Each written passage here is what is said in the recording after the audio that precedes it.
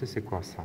Qu'est-ce que ça peut être? La veine poplitée. Une veine, c'est la veine poplitée. Bravo, monsieur Ryan. Et à côté de cette veine, on retrouve une artère. C'est l'artère poplitée. Vous avez vu l'artère poplitée qui fait suite en fait à l'artère fémorale qui provient de la région antérieure de la cuisse et qui va par le hiatus ou l'anneau du grand adducteur pour se rendre dans la fosse poplitée. Monsieur, cet anneau, en fait, il est situé entre le tendon terminal du grand adducteur sur le tubercule, là, inférieur, voilà, et la diaphyse humérale, le bord médial fémoral, le bord médial de la diaphyse et l'os. D'accord, mais c'est pas entre le chef inférieur et le chef intermédiaire du grand adducteur. C'est entre les deux chefs inférieurs. Entre le chef inférieur et la diaphyse. Entre le chef Voilà. inférieur et sur le schéma qu'on a dessiné, point de vue didactique, on a exagéré un petit peu avec ce trou. Oui. Et bien sûr qu'il s'agit d'un tout petit anneau qui permet tout simplement le passage de l'artère. D'accord. Voilà. Mais remarquez s'il vous plaît que sur la face postérieure de la cuisse, dans la région postérieure de la cuisse, on n'a pas d'artère. On n'a pas une grosse artère, hein, parce que cette région postérieure est quand même vascularisée par les branches perforantes de l'artère fémorale profonde. On est d'accord. Mais dans cette région, on ne retrouve pas une grosse artère, comme par exemple celle-ci.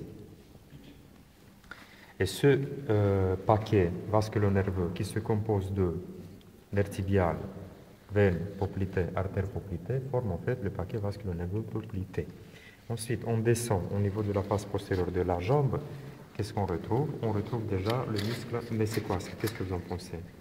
C'est une veine superficielle, n'est-ce pas? C'est la veine petite saphène. La veine petite saphène, hein, qui remonte, je vous ai dit, elle contourne en arrière la malléole latérale. Elle va en arrière, bien sûr, sur la face postérieure de la jambe. Finalement, elle perce le fascia pour se jeter où? Dans la veine poplitée. Elle se jette dans la veine poplitée. Alors, la veine petite saphène. Et ensuite, on a le muscle triceps sural qui se compose de ces deux chefs, un chef médial, un chef latéral. C'est le muscle gastrocnémien. Sous le gastrocnémien, on trouve le muscle solaire. Maintenant, je ne vais pas trop abîmer ces branches. Vous voyez déjà une branche, un petit nerf, une branche motrice qui provient du nerf tibial et qui innerve ce muscle. Sous le muscle gastrocnémien, on retrouve le muscle solaire, tout à fait. Et voilà, dans la région postérieure de la jambe, on peut suivre le trajet de ce nerf tibial, à côté de l'artère tibiale postérieure, vous la voyez, hein, l'artère tibiale postérieure qui provient de la division de l'artère poplitée, et bien sûr qu'on retrouve les deux veines satellites. Vous pouvez le compter même ici, hein, deux veines satellites de cette artère tibiale postérieure. D'accord? Très bien. Quels sont les autres muscles de cette loge postérieure de la jambe? Le plan profond. Plan profond. Tibial postérieur. Oui. Fléchisseur de la nuque et des orteils. Le long. Et le plantar grêle. Ouais, mais ça, c'est en fléchisseur des orteils. Oui. D'accord. Voilà. Ici, ils ont abîmé un petit peu le fibula. Hein.